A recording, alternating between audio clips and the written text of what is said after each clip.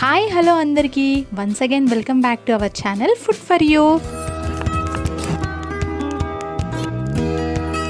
ఈరోజు వీడియోలో స్పెషల్ ఏంటి అంటే ప్రాన్స్ ఫ్రైని ఈ విధంగా చేసుకుంటే ఇంత బాగుంటుందా అనే విధానంలో ఈ ప్రాన్స్ ఫ్రైని మనం ఈ వీడియోలో చూద్దాం. ఇలా పర్ఫెక్ట్ కొలతలతో నేను చెప్పిన విధానంలో మీరు ఈ ప్రాన్స్ ఫ్రైని ట్రై చేస్తే డెఫినెట్గా మీకు చాలా బాగా నచ్చుతుంది. దానికోసం ముందుగా ఒక బౌల్ తీసుకొని ఒక పావు కేజీ ప్రాన్స్ ని చూపిస్తున్నానండి. వీడియో కోసం దీంట్లో నేను పావు కేజీ ప్రాన్స్ ని తీసుకున్నాను.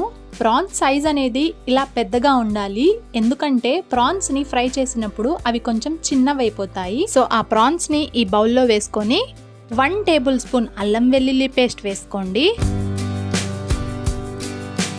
అందులోనే 1/2 టేబుల్ స్పూన్ పసుపుని యాడ్ చేసి 1.5 టేబుల్ స్పూన్ వరకు కారాన్ని యాడ్ చేసుకోండి. తర్వాత 1/2 టేబుల్ స్పూన్ ధనియాల పొడి, 1 teaspoon garam masala, 1/2 tablespoon ఉప్పుని యాడ్ చేసుకోండి. దానితో పాటే కరివేపాకుని కూడా కొంచెం యాడ్ చేసుకోండి. తర్వాత ఒక 2 పచ్చిమిర్చిని ఈ విధంగా నిలువుగా చీల్చి వేసుకోండి. ఒక 1/2 టీ స్పూన్ ఫుడ్ కలర్ని యాడ్ చేయండి. ఇది ఆప్షనల్ మాత్రమే, మీకు వద్దు అనుకుంటే దాన్ని స్కిప్ చేయొచ్చు.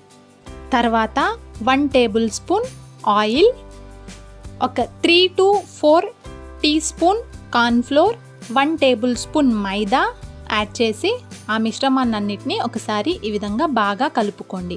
ఆ మసాలా అంతా ఆ ప్రాన్స్కి బాగా పట్టాలండి.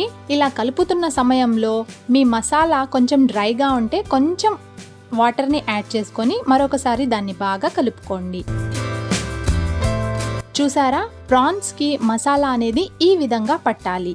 ఇప్పుడు దాన్ని ఒక 5 మినిట్స్ మ్యారినేషన్ కోసం పక్కన పెట్టుకోండి. కావాలంటే 1/2 అవర్ కూడా పెట్టుకోవచ్చండి.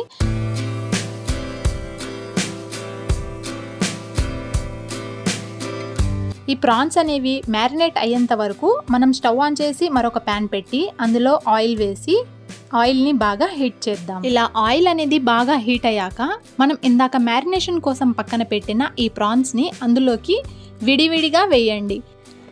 ఇలా ప్రాన్స్ అనేవి బాగా ఫ్రై చేసుకోవాలి. ఇలా ఫ్రై అయిన ఈ ప్రాన్స్ని మనం సర్వింగ్ ప్లేట్లోకి సర్వ్ చేసుకొని మనం ప్రాన్స్ దమ్ బిర్యానీతో పాటు టేస్ట్ చేస్తే చాలా బాగుంటుంది. అలా కాకుండా సపరేట్గా టేస్ట్ చేయాలన్నా చాలా బాగుంటుంది. ఒకసారి మీ ఇంట్లో నేను చెప్పిన ఈ విధానంలో ప్రాన్స్ ఫ్రైని ట్రై చేయండి. డెఫినెట్గా చిన్నపిల్లలతో పాటు పెద్దవాళ్ళకు కూడా చాలా బాగా నచ్చుతుంది. ఒక్కసారి డెఫినెట్గా ఈ రెసిపీని మీరు ట్రై చేసి మీకు ఎలా కుదిరిందో అనేది నాకు ఒక కమెంట్లో తెలియజేయండి.